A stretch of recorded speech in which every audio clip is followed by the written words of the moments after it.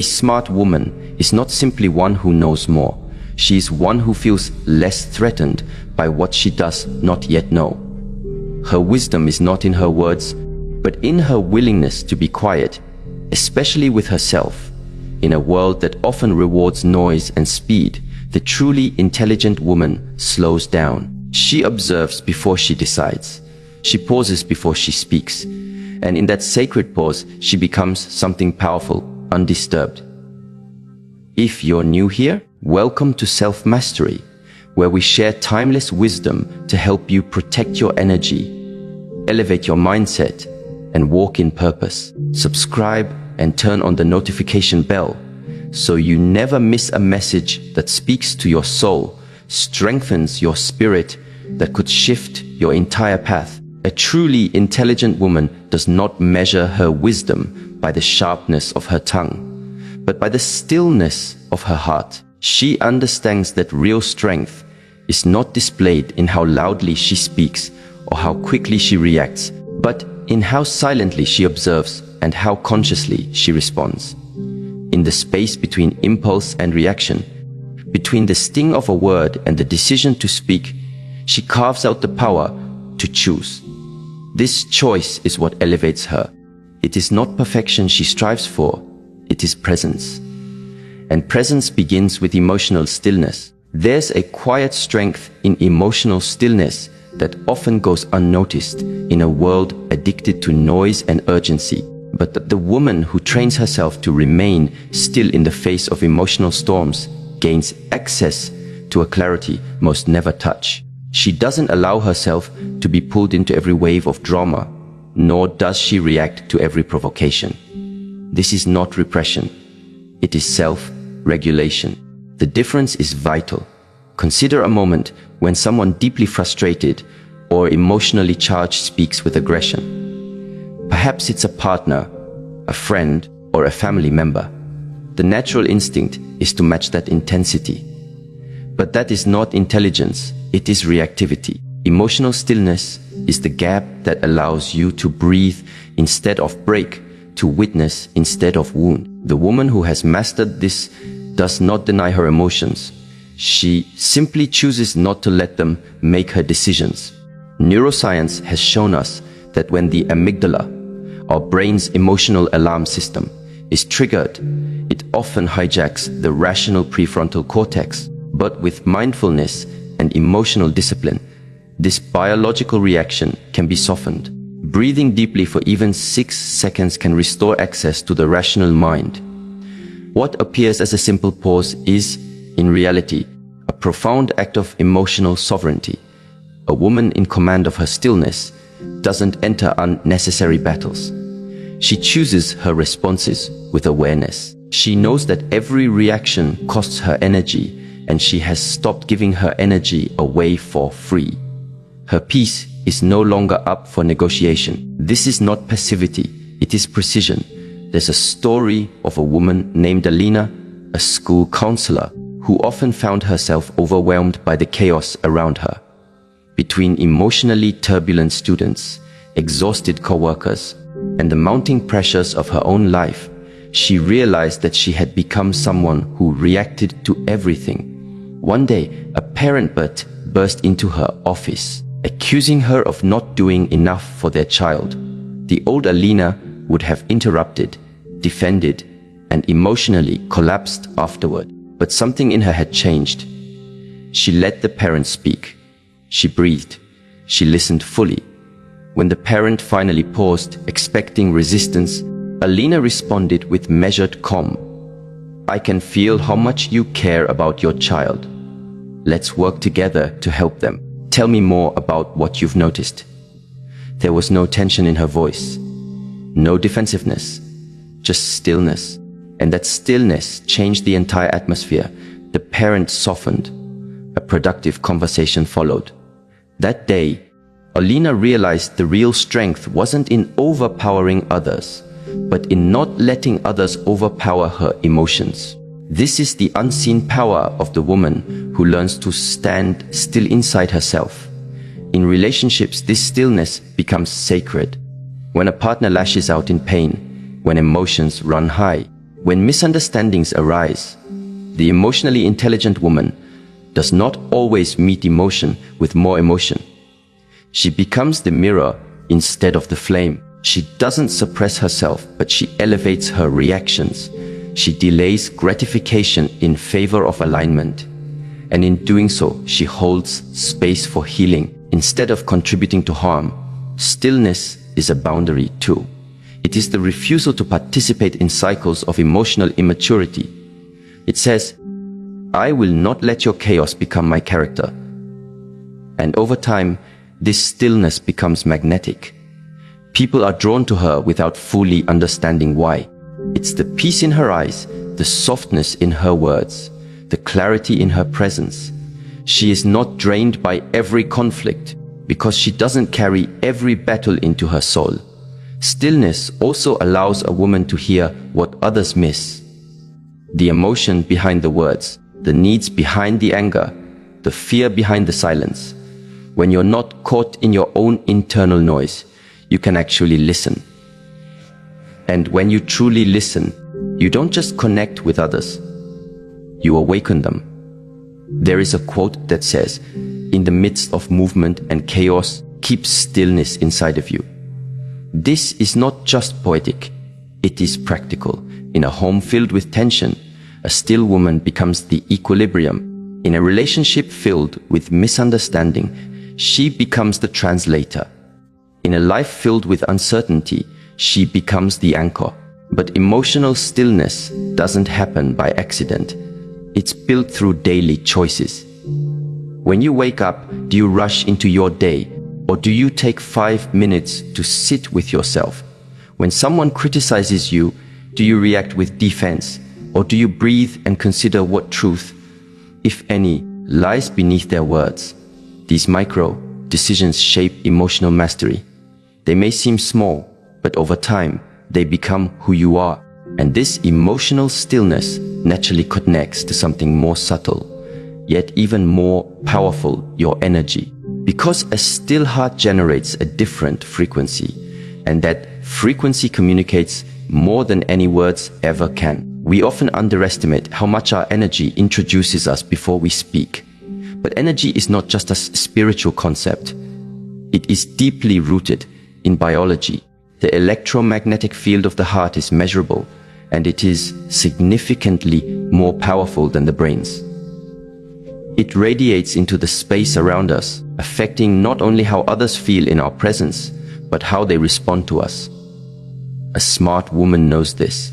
She becomes highly intentional about the kind of energy she brings into every room, every conversation, every relationship. You've likely experienced this before. Someone walks in, and without saying a word, the atmosphere shifts. You either feel comforted or disturbed, inspired or drained. That's energy. And the smart woman doesn't just focus on how she looks, she focuses on how she feels. Because how she feels radiates outward and becomes part of the environment she creates. There's an old story of a woman named Elsie, a nurse who worked in a trauma unit.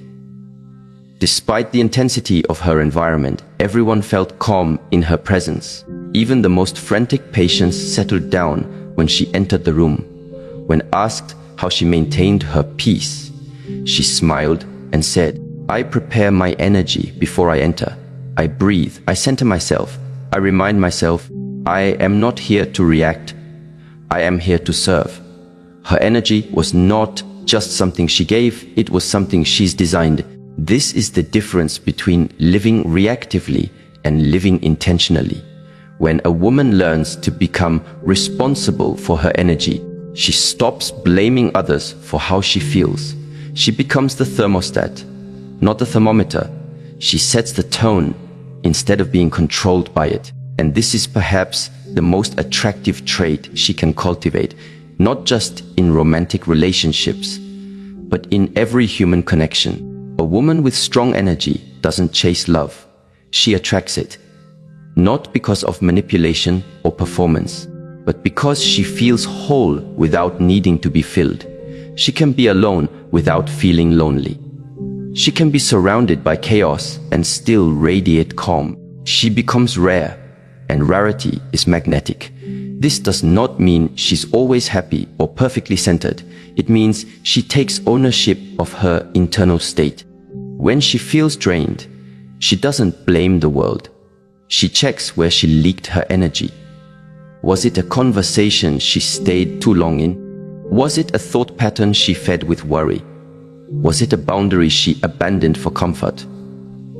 These questions bring her back to power. The woman who tends to her energy the way others tend to their appearance understands something essential. It is not your words that make people trust you. It is your vibration. Not every relationship is lost due to betrayal or lies. Many are lost because the energy no longer felt safe, nourishing, or inspired. A smart woman is aware of this. She doesn't rely solely on logic to connect with others. She listens to the feeling, the tone of presence. When two people meet, their nervous systems begin to communicate before they exchange words.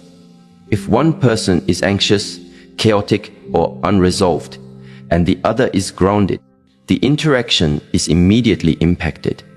This is why people say, "I don't know what it is about her, but I feel calm when I'm around her." That calm is cultivated. It's not accidental. But cultivating energy isn't about faking positivity or pretending to be okay. It's about alignment. It's about consistently choosing thoughts, habits, environments, and relationships that elevate your internal state instead of drain it. And when this becomes your lifestyle, your energy becomes a sanctuary.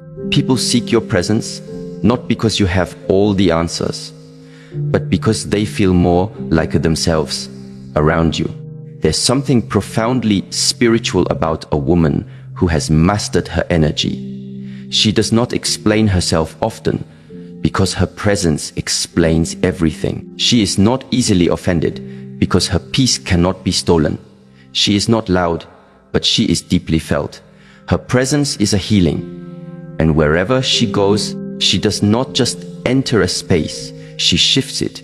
To be a smart woman, then, is not about how much you say, how much you know, or how much you give. It is about how deeply you have learned to be with yourself. Emotional stillness and energetic intention are not external achievements. They are internal commitments.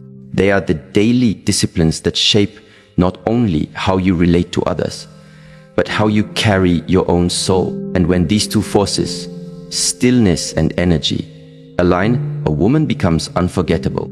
A woman who has grown wise through experience does not make her heart so available that others feel entitled to it. She has learned, sometimes through deep pain, that love without boundaries is not love, it is self-abandonment. Her affection is no longer scattered like seeds in the wind, hoping someone will take care of them.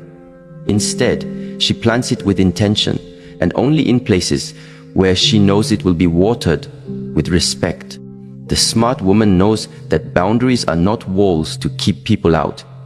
They are gates to protect the sacred within. Many women are taught to be kind, to be giving, to be nurturing. But few are taught that giving too much of yourself to the wrong people can fracture your spirit.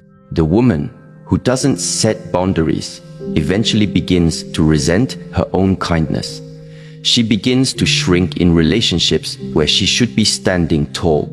She becomes exhausted, not because she's weak, but because she's pouring herself into broken cups. Boundaries are not cruelty. They are clarity. They are the declaration. This is where I end and you begin. In relationships, they are essential, not only to protect your peace, but to deepen the connection. Without boundaries, love becomes a performance, a pleasing, a silent negotiation where one person's needs are consistently sacrificed for the comfort of the other. But when a woman begins to love herself enough to say, no more, she reclaims her dignity. There's a story of a woman named Miriam. For years, she stayed in a relationship with a man who never truly saw her. He loved her when it was convenient, appreciated her when she was useful, and dismissed her when she expressed her needs. Miriam thought that if she just gave a little more, he would finally change. So she did. She gave her time, her energy, her silence, and eventually her self-worth.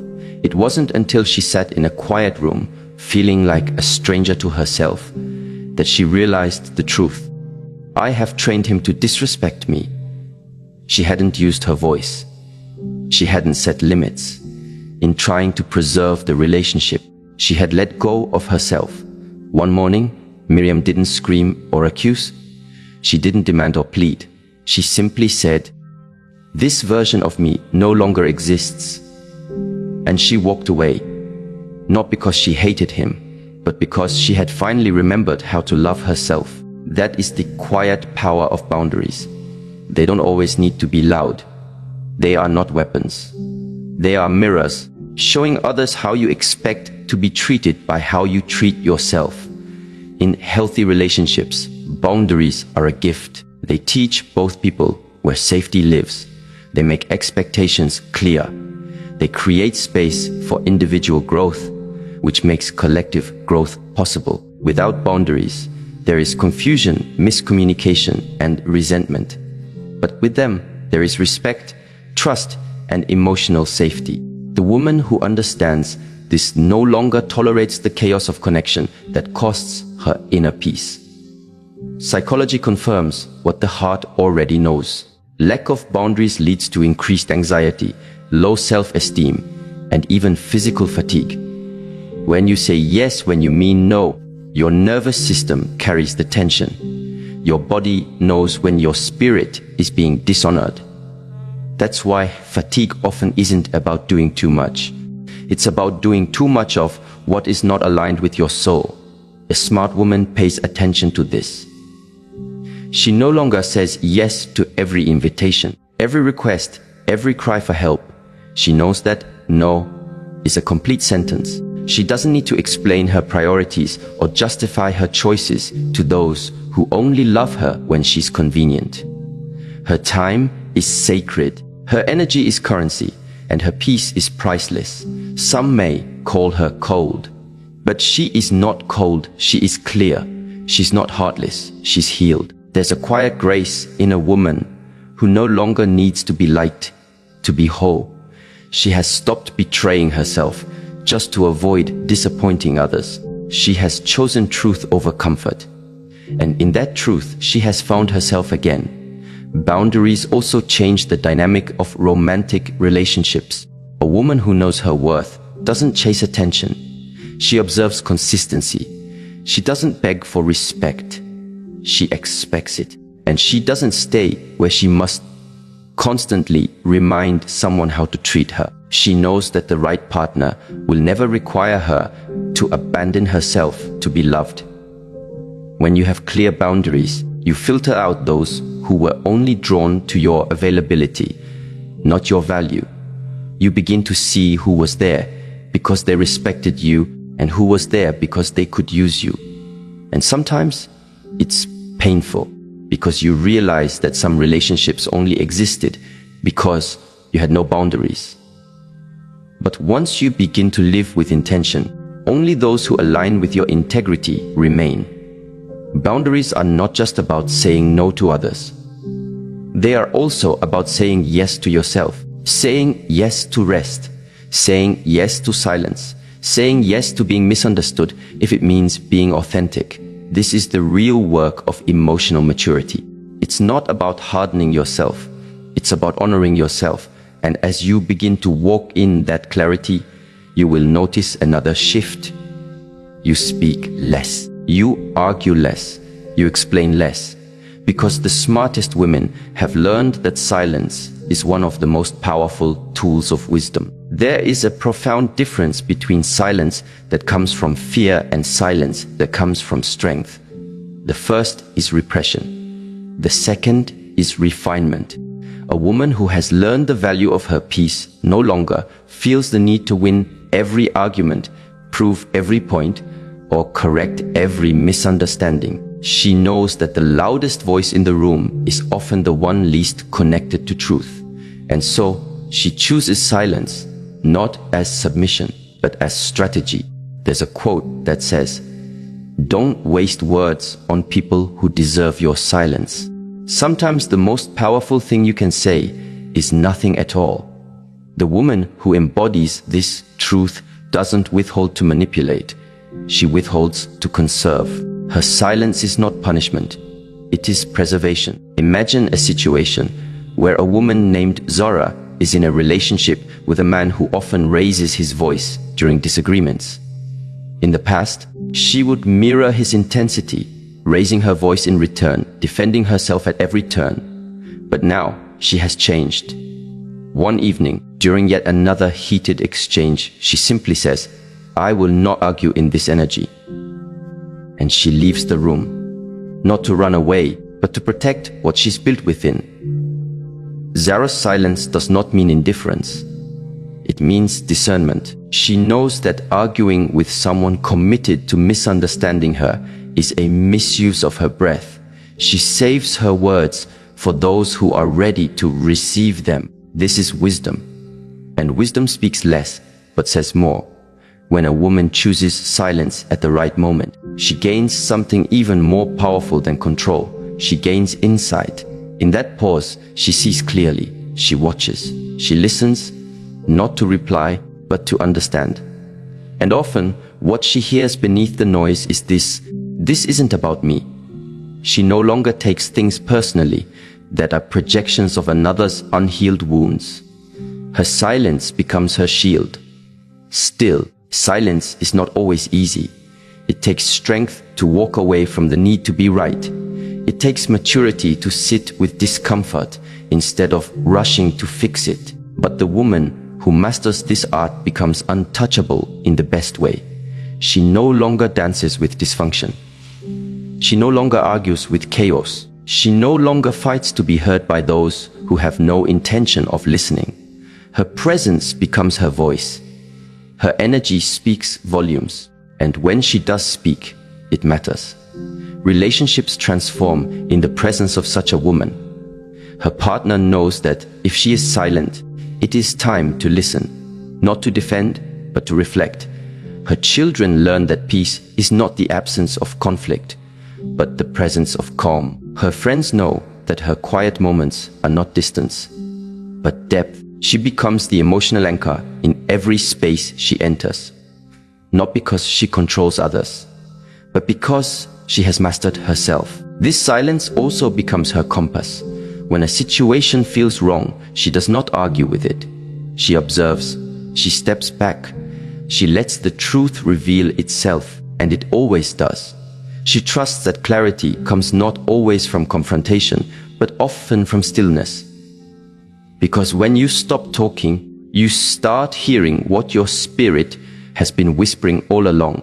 A woman who has learned to be silent when it's wise, to speak when it's right, and to walk away when its time is not just smart. She is centered. And from the center, she makes decisions that serve her highest self, not her wounded self. She no longer confuses attention with affection. She no longer confuses noise with meaning. She no longer feels the need to convince others of her worth. She lives in quiet confidence, where her soul is her guide and her silence is her strength. And in this space, her life begins to attract relationships that honor her, not drain her. Connections that grow her, not control her. Love that speaks, not shouts. She is a woman of stillness and strength, of silence and wisdom, of boundaries and balance. And everything she touches begins to reflect that. There is a moment, so brief yet so powerful, that exists between what happens to you and how you choose to respond. In that space lies the essence of self-mastery. A woman who learns to honor this moment becomes emotionally sovereign. She no longer gives her power away to every impulse, mood, or provocation. She understands that the way she responds, not what happens to her, defines her experience. Choosing response over reaction is not a technique. It is a way of being that reflects inner clarity and emotional intelligence. Reactions are automatic. They arise when we are unconscious, when old wounds speak louder than present truth, and when the nervous system overrides thoughtful reflection. They are the words we regret, the actions we replay in our mind long after the moment has passed. Reactions often come from fear, pride, insecurity, or pain. They are the echoes of unresolved experiences. But a conscious response that is born from awareness. It is a pause, a breath, a decision made from alignment, not agitation. The brain offers a fascinating insight into this. When we experience a perceived threat, whether it's a harsh word, a broken promise, or a betrayal, the amygdala sends signals that activate the fight, flight, or freeze response. This happens in milliseconds, but what modern neuroscience has shown is that if we can breathe deeply and focus our attention for even 6 seconds, the signal can shift. The prefrontal cortex, the part of the brain responsible for reasoning and long-term thinking, begins to engage. This is the neurological space where wisdom lives. In those 6 seconds, a woman can choose, will I repeat the past or will I rewrite it? Imagine a woman named Sana. She's sitting across the table from her partner, who has just said something dismissive during a disagreement. Her chest tightens. She feels the urge to raise her voice, to defend, to strike back. But instead of reacting, she takes one slow, intentional breath. She lowers her gaze for a moment, places her hand on her chest, and simply breathes. In that breath, she remembers who she is, not the wounded girl from her past, not the woman desperate to be seen, but the one who has worked to build peace inside herself. When she finally speaks, her voice is soft but steady. I hear you, and I need a few minutes before I respond. She excuses herself, walks into another room, and sits with her breath until her heartbeat returns to calm. This is not avoidance. It is wisdom in motion. Sana doesn't suppress her feelings. She simply refuses to let them rule her. She honors them by giving them space, not by releasing them recklessly. When she returns to the conversation later, her words are guided by clarity, not chaos. The relationship deepens, not because there was no conflict, but because she refused to let conflict become destruction. In romantic relationships, choosing response over reaction is one of the highest forms of love. It means seeing the other not as an enemy, but as a mirror. It means listening not just to words, but to wounds. It means understanding that many arguments are not about what is said, but about what is felt underneath. When both partners begin to respond instead of react, trust deepens, safety grows, conversations transform, but it often begins with one person making the first shift. To cultivate this kind of presence, a woman must learn the practice of self-inquiry. When something triggers her, she asks inwardly, what part of me is feeling threatened?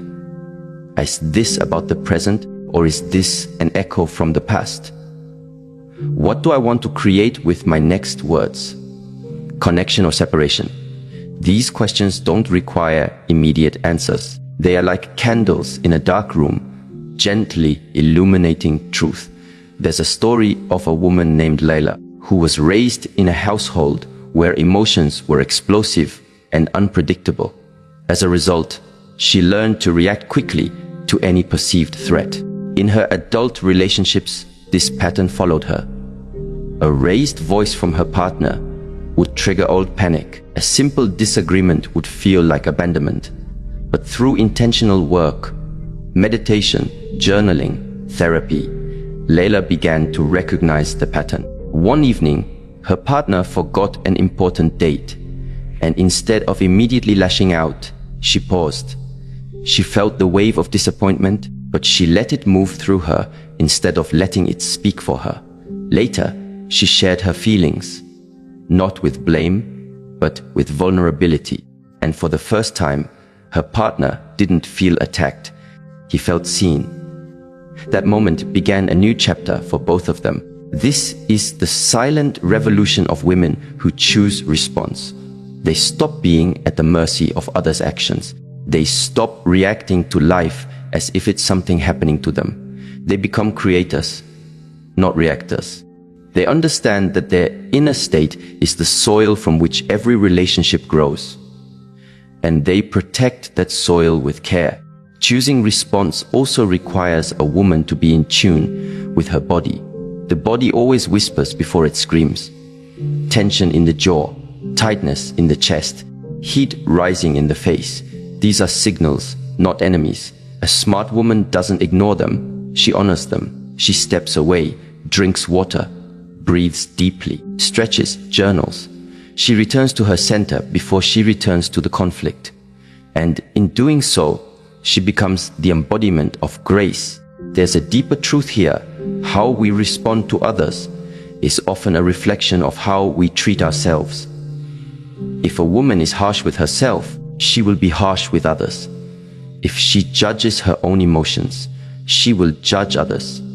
But if she learns to respond to herself with compassion, gentleness, and curiosity, that same energy flows outward. The relationship with self sets the tone for every other connection. A woman who responds with awareness also becomes a sanctuary for others. Her children learn emotional regulation simply by observing her. Her friends feel safe sharing their truth without fear of judgment. Her partner grows emotionally, not because she demands it, but because her presence inspires it. She doesn't lecture others into maturity, she models it. But this path is not without challenge.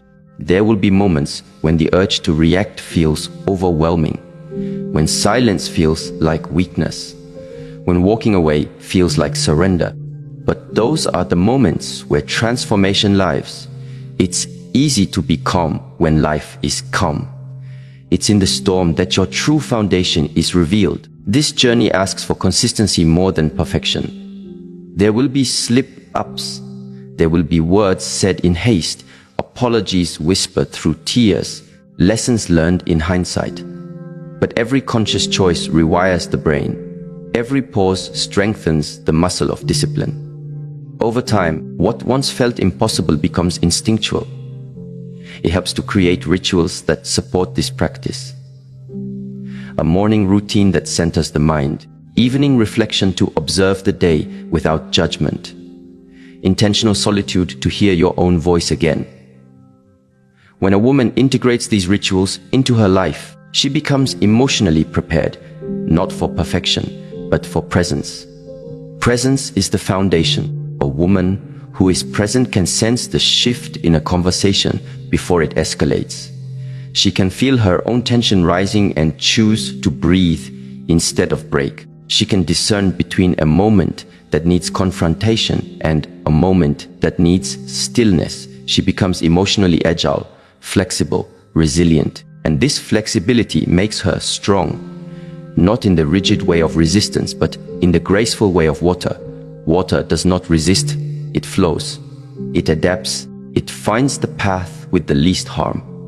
But it also shapes rock over time. A woman who responds with grace does the same. She influences the emotional tone of her environment not by force, but by consistency, by being herself fully and gently. Even in a world that often tries to provoke, the shift from reaction to response is also a reclaiming of time. Reactions steal time. Arguments extend for hours. Emotional spirals consume energy. But responses are intentional. They are like stepping stones across chaos. They move a woman forward, instead of keeping her trapped in cycles of emotional exhaustion. In relationships, this becomes a lifeline. So many partnerships crumble not because love disappears, but because reactions build walls of misunderstanding. Every sarcastic comment, every cold silence, every defensive tone adds another brick. But when one person chooses to respond differently, the wall begins to come down. It may take time, it may take courage, but the shift is inevitable. This choice is also a form of self-love. When a woman responds with care, she tells herself, I am worth protecting. My peace matters. My energy is valuable. She stops bleeding energy into situations that don't deserve it. She chooses growth over ego. healing over harm, and in doing so, she reclaims a part of herself that perhaps she lost along the way. And perhaps the most beautiful part of all is this: when a woman truly embodies this principle, she teaches without speaking.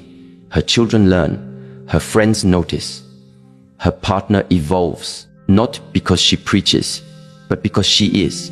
Her being becomes the lesson. So when someone speaks to her with sharpness, she does not mirror it. When someone tries to pull her into chaos, she does not accept the invitation. When life throws storms her way, she anchors into the moment. She breathes, she reflects, she chooses, not from fear, but from freedom. And in that freedom, she finds not only her power, but her peace. A woman who has walked through life with her eyes open understands that emotional discipline is not a luxury. It is a necessity. It is the quiet thread that holds her relationships together, the unseen force that allows her to navigate conflict without crumbling, and the internal compass that guides her through the fog of emotion into the clarity of intention. Emotional discipline is not about denying feelings. It's not about pretending to be unaffected. Rather, it is about building the strength to feel deeply while remaining grounded, to allow every emotion to arise without letting any single one define her behavior. In every meaningful relationship, emotions run deep. Whether it's love, disappointment, jealousy, anger, or longing, each emotion is a visitor. But the woman who has cultivated discipline in her inner world does not treat every visitor like a master. She welcomes the emotion, acknowledges it, learns from it, but does not let it dictate the course of her day or the tone of her conversations. This is a level of maturity that cannot be faked. It is built slowly, like muscle. Repetition, awareness, correction, again and again. There's a common misconception that discipline is rigid, but emotional discipline, in its true form, is soft. It is fluid. It is not control out of fear. It is care out of clarity. It allows a woman to feel sadness without becoming bitterness, to feel anger without becoming destruction, to feel fear without surrendering to it. And this is especially critical in the domain of relationships, where emotional chaos can easily lead to misunderstanding, resentment, or collapse. Consider the story of Neha, a woman in her early 40s who had spent the better part of her life giving into emotional impulses. She was generous, deeply loving, but also unpredictable. If her partner came home and didn't immediately ask how her day was, she would feel invisible. If he didn't react the way she expected during a vulnerable moment, she would spiral into withdrawal or lash out. Her emotions owned her, and her relationships, no matter how promising, always ended with the same painful outcome: emotional exhaustion and distance. At one point, after a painful breakup, Neha sat in her room reflecting not on what her partner had done wrong, but on what her patterns had cost her. It wasn't self-blame, it was self-responsibility. She realized something most never dove. Her emotions had never been the problem. Her lack of structure around them was. She had been a storm, hoping someone else would become her anchor. But what if she could become the anchor herself? That moment marked a shift. Neha began to build rituals of reflection. She began journaling, not just to vent, but to observe. She started every morning with a short meditation, just 5 minutes of sitting with her breath, watching what emotions came up. And in those small practices, she began to change. Her triggers didn't disappear, but her reactions to them softened. Instead of immediately sending a long emotional text, when she felt neglected, she would wait. She would sit with the feeling, ask herself, what am I really needing right now? Is this my wounded inner child speaking, or my centered self? The answers began to come, not through force, but through quiet. Emotional discipline is the bridge between emotional awareness and emotional maturity. Many people know what they feel, but they do not know what to do with what they feel, so they suppress it or spill it. But suppression leads to numbness, and spilling leads to damage. The disciplined woman walks the middle path. She learns how to hold her emotions without letting them leak all over her relationships. In a romantic relationship, this changes everything. For example, when a man becomes distant, the reactive woman jumps to conclusions. He must be losing interest. He must be hiding something. I must not be enough. But the disciplined woman pauses. She does not immediately interpret silence as rejection. She doesn't let anxiety drive her behavior. She reflects. Is this about him? Or is this about my fear of abandonment? She communicates when she's ready, not to accuse, but to connect. This kind of presence transforms a relationship. The partner no longer feels like he's being managed by her emotional weather. He feels space to be authentic, not performative. And the woman feels empowered, not desperate. She no longer needs to control the relationship because she trusts her ability to navigate whatever arises within it. But discipline also means restraint when the ego wants to dominate, when the temptation arises to say something just to wound, when we want to use our pain as power. The woman who has practiced emotional discipline does not weaponize her vulnerability. She doesn't use silent treatment to punish. She doesn't throw past mistakes into present arguments. She may feel the urge, but she chooses not to act on it because she knows the damage done in 5 seconds of recklessness can take weeks to repair. This is not easy. It requires emotional sobriety. To be sober in your emotions means not letting temporary states intoxicate your judgment. It means remembering your values when you're angry, remembering your compassion when you're hurt, remembering your commitment to truth when your ego is screaming for revenge. There's a quote, "Discipline is choosing between what you want now and what you want most." In love, this is everything. What you want now might be to win the argument, but what you want most is intimacy. What you want now might be to be right, but what you want most is to be close. The disciplined woman never loses sight of the deeper desire. She's not easily seduced by emotional impulses because she is anchored in something larger than the moment. She is anchored in truth. To build this level of discipline requires tools. Emotional regulation is not a mystery. It is a learnable skill. One such tool is the practice of naming your emotion aloud. Neuroscientists call this affect labeling, and studies show that simply naming what you're feeling can reduce the emotional charge.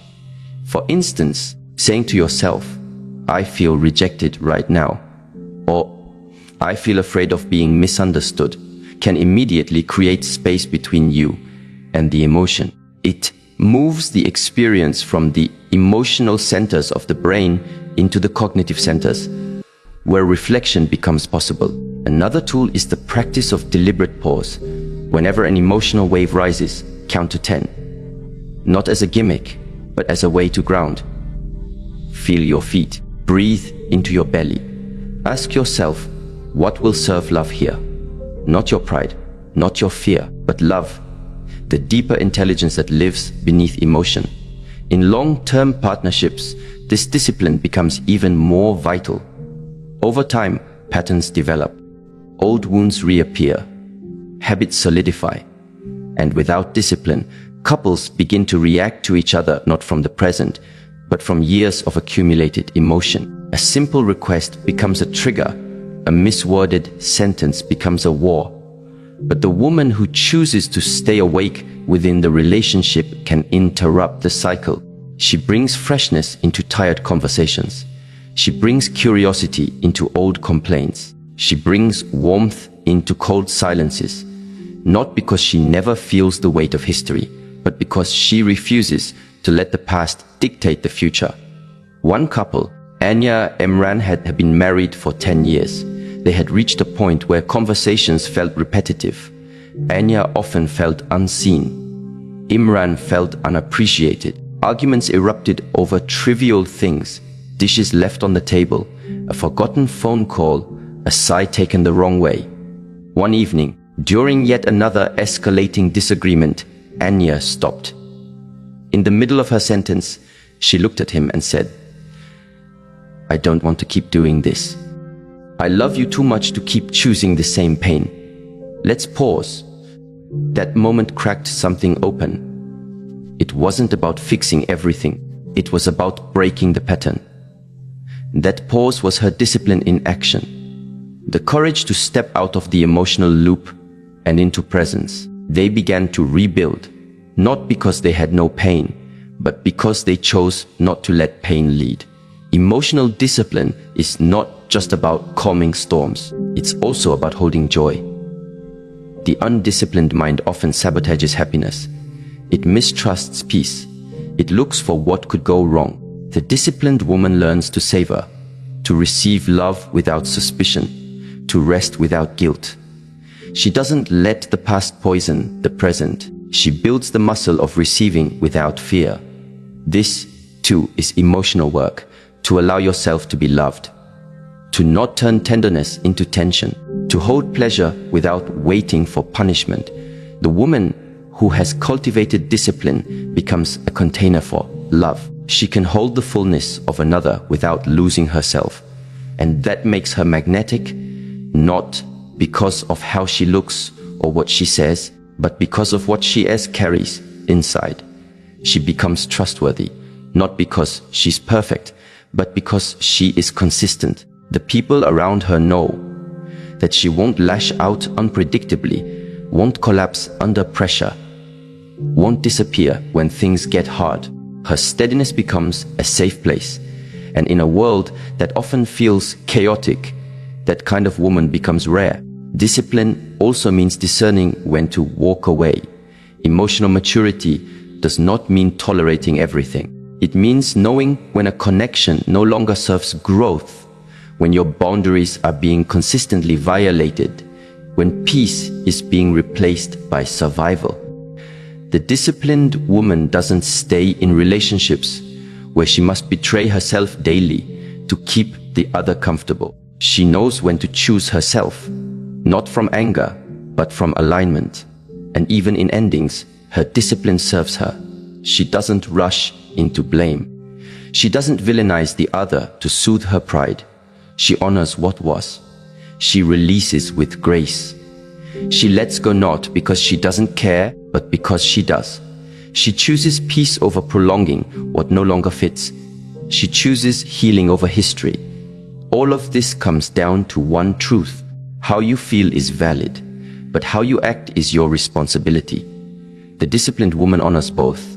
She sits with her emotions like honored guests. She listens, she learns. But when it's time to act, she leads from truth, not from turmoil. And in doing so, she becomes a source of strength not just for herself, but for every relationship she touches. The journey of becoming a truly smart woman is not defined by how much she knows, how flawlessly she speaks, or how much she accomplishes in the outer world, but by how deeply she masters herself. It is her ability to stay still in emotional storms, to hold her peace with unwavering grace, to guard her energy with discernment, and to set clear boundaries that protect rather than punish. Her intelligence is not in performance, but in presence. She chooses response over reaction, not because she's cold or detached, but because she understands the power of pausing before she speaks. Her silence isn't emptiness, it's wisdom in stillness. And her discipline isn't harshness, it is love directed inward, forming the structure through which deep, mature, and lasting relationships can grow. This woman doesn't need to be loud to be heard. She doesn't chase affection to feel worthy. She doesn't perform to be accepted. She walks through life anchored in who she is, aligned with what she values, and free from the chaos that once ruled her emotions. She becomes the mirror that reflects truth, the presence that brings peace, and the energy that draws respect. Not because she demands it, but because she embodies it. This is what it means to be a smart woman, to move with clarity, to love with wisdom, to live in truth, and to make every room she enters more honest, more peaceful, and more awake. Simply by being fully herself,